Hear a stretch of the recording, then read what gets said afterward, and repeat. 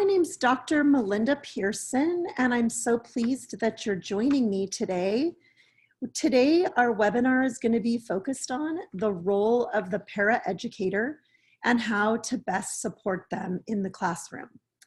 I am the department chair of special education. I've been at Cal State Fullerton since 2001, and I've been the chair since 2007. I was at Cal Poly Pomona for 3 years before that as an assistant professor.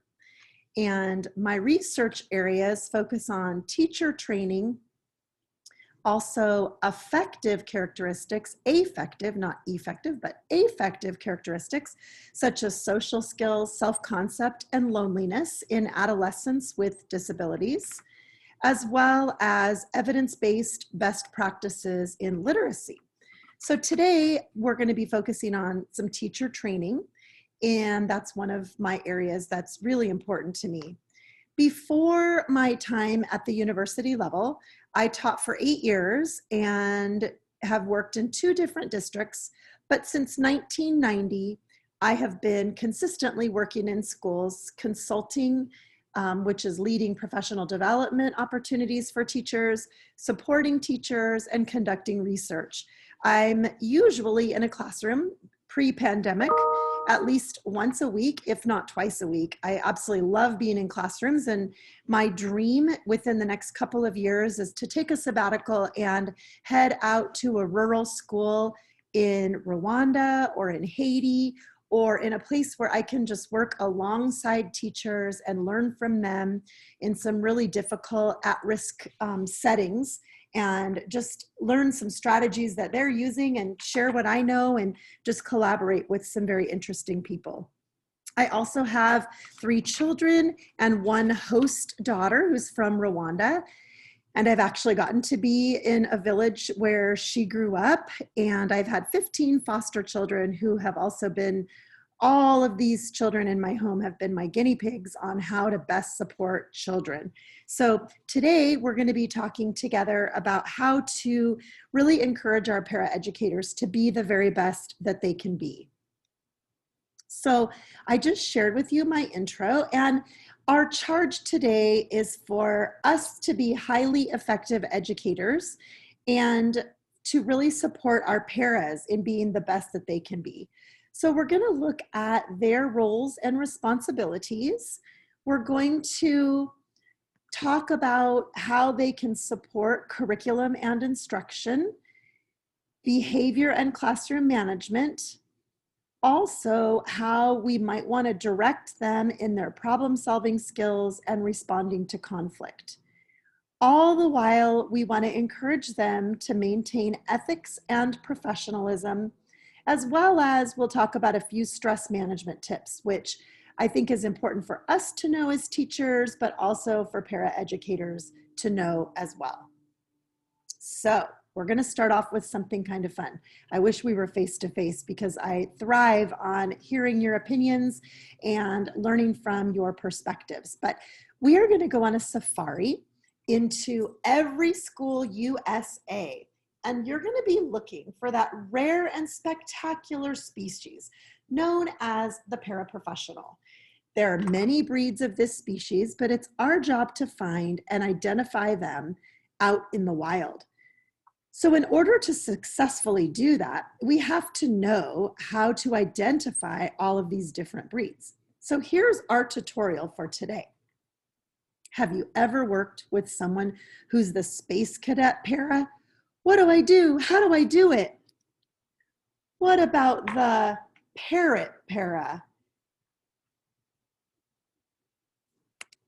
Sorry about that. Just one second. I'm sorry. I do it. I do and say everything the teacher does and says, squawk. What about the know-it-all para? Well, I think I'm right. I'm always right. Self, tell them how right I always am.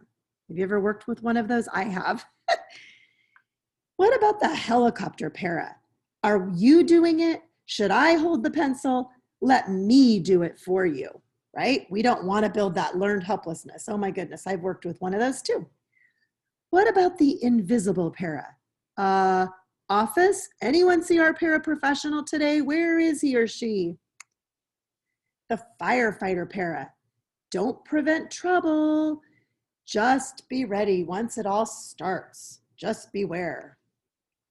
The traffic cop para, line up, sit down, be quiet, don't touch them, head up, no cell phone. Worked with one of those too. What about the automatic pilot para? This job is easy. It's just the same thing every day. Only what I eat for lunch changes. Or the para-pro. Our goal is to unite all of the breeds so they can become the para-pro. Okay, that was kind of a fun little thing, but I'm sure that some of you have worked with people like that or see yourself in that as well. So when we look at para-educator roles and responsibilities, we know that overall, they are supporting a safe, positive teaching and learning environment. That means with the way they speak to children, their level of approachableness, if they're intimidating or not, it matters that they contribute a lot to your classroom environment. They assist with physical and intellectual development. They support social, emotional, and behavioral development. They establish positive and productive relationships. That's really important. They integrate effectively the technology to support student learning, and they practice ethical and professional standards of conduct. So I would say, as you're working with your para, all of these things are very important, but you need to determine for you in your classroom, what is one area that you might want to work with your para-educator on to determine whether that person can really make great strides. You might choose an area that they have a weakness in, or an area that's especially important to you. So to me, they're all important, but the very first one, supporting a safe, positive teaching and learning environment, is the most important. We have students from all different backgrounds who have had trauma, who have been at risk, who have struggles in life that sometimes are hard for us to understand. And it's hard to have a para come in who doesn't understand that. So I think that that's an area that should be a priority for all of us as we work with our paras. They also need to support several different aspects underneath this topic, which is the safe, positive teaching and learning environment. So what fits specifically under that? They are following prescribed health, safety, and emergency school and classroom policies and procedures. They're helping to prepare and organize materials to support teaching and learning. They're using strategies and techniques for facilitating the integration of individuals with diverse learning needs in various settings. They're assisting with special health services and in adapting instructional strategies and materials. They're assisting in gathering and recording data about performance and behavior of individuals. They're assisting in maintaining a motivational environment, assisting in various instructional arrangements, whether it be large group, small group, or one-on-one instruction, and they're demonstrating knowledge in content areas. You can see below how teacher attitude and actions, safe learning environment, proactive classroom management, and graduated consequences all fit together in a beautiful puzzle. How do they support physical and intellectual development? They assist with activities and opportunities that encourage curiosity, exploration, and problem solving. They also actively communicate and provide opportunities and support for students to understand, acquire, and use verbal and nonverbal means of communicating thoughts and feelings. They actively communicate and support high expectations that are shared, clearly defined, and appropriate.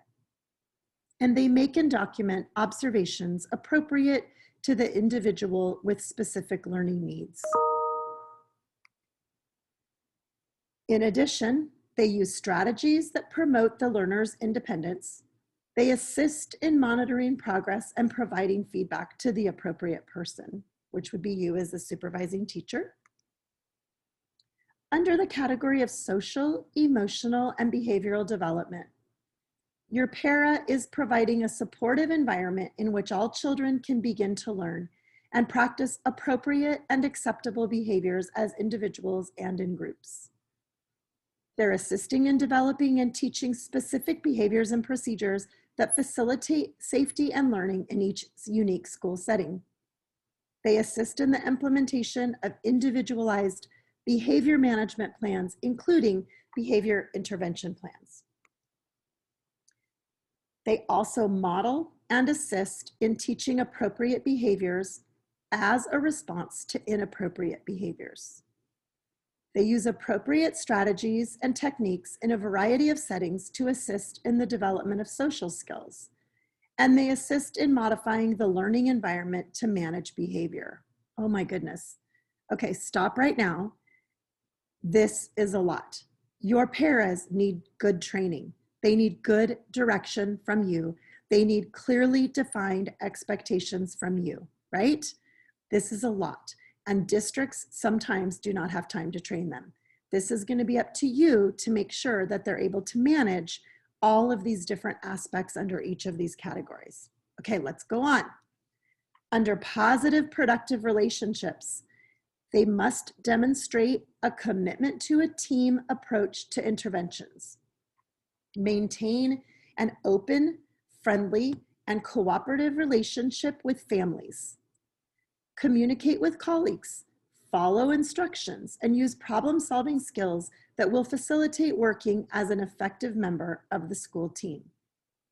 Foster respectful and beneficial relationships between families and other school personnel. Function in a manner that demonstrates positive regard for distinctions among roles and responsibilities of paras, teachers, and other school personnel. Ethical and professional standards. Demonstrate a commitment to share information in a confidential manner. Demonstrate a willingness to participate in ongoing staff development and self-evaluation, and apply constructive feedback. Present yourself as a role model for students. Maintain your own wellness, composure, and emotional stability while working with students and staff. So that'll be our stress management piece that we'll talk about at the end. So some good information for you to cover under the category of behavior and classroom management. This is a really key part because your para can strongly support you in the classroom, and they can also make things worse if they don't know how to handle a situation or if they have not had clearly defined expectations. So they need to know the rules of your classroom, what you expect of the students and what you expect of them. How do you want them to handle misbehavior if they see it? Should they take the initiative to handle the behavior, or would you rather handle it first? And how often should the para check in with you? Do you want them to check in with you on an hourly basis if they've gone out to support a student in a different class? How often do you want that? In what other ways can the para help out? Specifically, are there additional tasks that you want the para to do for you to support you in the classroom and help you be more successful? And are there students or situations that the para should pay extra attention to? Remember, the paraprofessional usually does not get to read all of the files, and they don't typically understand the IEP goals and what's been written to support the students. So this is going to be your job to help them understand which students need the most support and which students they need to be most aware of helping. So understanding behavior. Why do they do it? I don't understand. Why do they misbehave like this? Well, one idea that you can explain to your para is that behavior is students do whatever they want because they lack motivation, self-discipline, and effective consequences. Oh my goodness. How many of you know this just about parenting or being around somebody who's not parenting well? You know that students and children need to have motivation, good self-discipline, And obviously they have to have consequences followed up, or they'll continue with that same behavior. So a different idea is that students' behavior is an attempt to meet an important need, to be successful, to be liked, as an attention getter, to communicate something important, to be in control of a situation, to avoid stress or failure.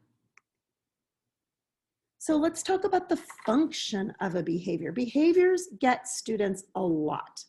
They can gain a sense of control, right? They might gain attention and acceptance. They might have this behavior to avoid difficult feelings such as shame, embarrassment, or anxiety. They might have this behavior to try to demonstrate their competence or experience a little bit of success. They might be avoiding boredom. They might be just simply refusing to comply with a request. It might be making inappropriate jokes in class, starting a conflict with another person to avoid what the real issue is, cheating at a board game, or flapping hands or fidgeting. So you can see how these are all aligned. Each function fits with an actual behavior. So you can see how they might be speaking to you without actually communicating verbally with words. So rewards and consequences, as well as reinforcers. So we know what rewards are and we know what consequences are, but what are reinforcers? So the reinforcer actually encourages the continuation of a desired behavior. A reinforcer needs to occur during, not after, the behavior. It may be used to show students that they are coming closer to the desired behavior. An example would be that a staff member may see a student working and give that student a token, even though that student hasn't yet completed the work. So what are some proactive behavior management strategies? Praise. So use praise at every opportunity. I can't stress that enough. Kids desperately need praise. Proximity. Position yourself close to trouble spots. So if you see students that are misbehaving, talking too much, if you go stand near them, typically they will stop that behavior. Environment. Seat students to produce the least amount of distraction and conflict.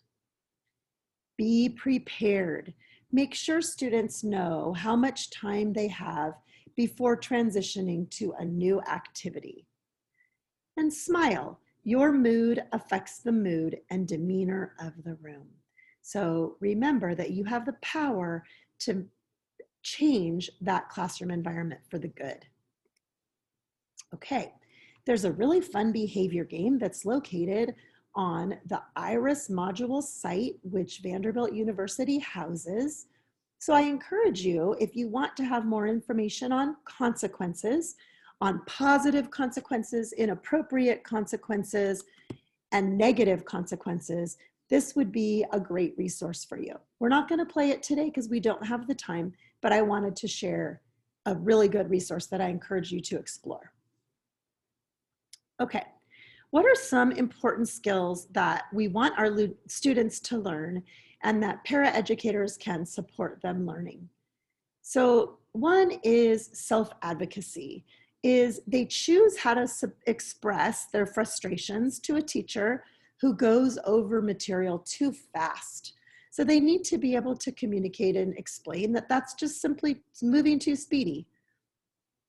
What about problem solving?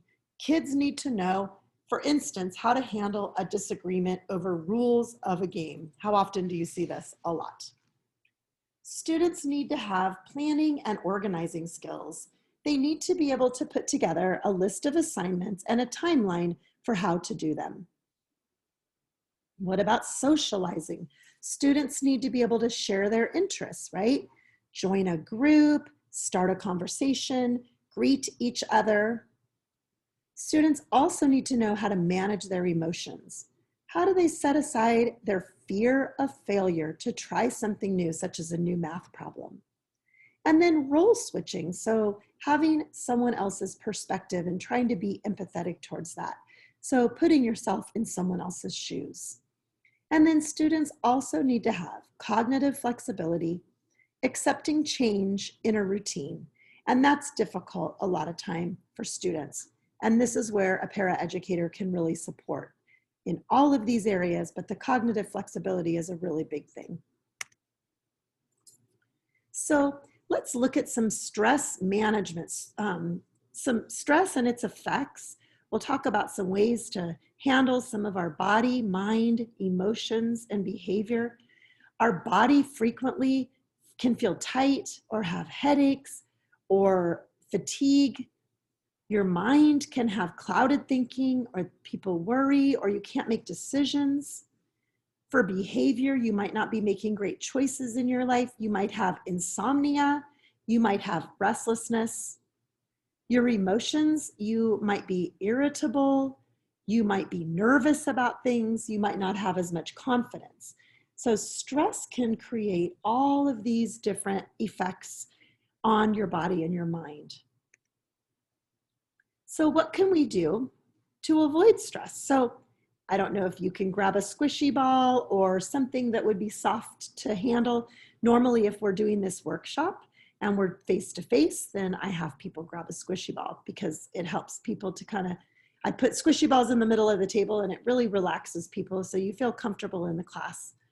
So keeping a positive attitude, accepting what cannot be changed, having fun and relaxing, just trying to enjoy life, adopting a healthy lifestyle, get quality sleep, time management, avoiding unnecessary stress, finding social support.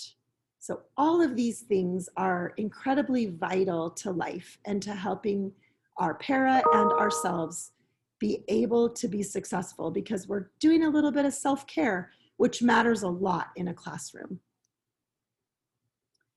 So some words of wisdom: help each other to be right and not wrong. Look for ways to make new ideas work, but don't look for reasons that they won't work. Try something new and be positive about it. And if in doubt, check it out. Don't make negative assumptions about each other. Help each other be successful and take pride in each other's success. Talk each other up, tell each other congrats. Speak positively about each other, about your school and your program at every opportunity. Maintain a positive attitude no matter what the circumstances are. Act with initiative and courage as if it all depends on you. And if you need assistance, ask, mentor one another, ask for help anytime you need it. And do everything with enthusiasm. It's contagious.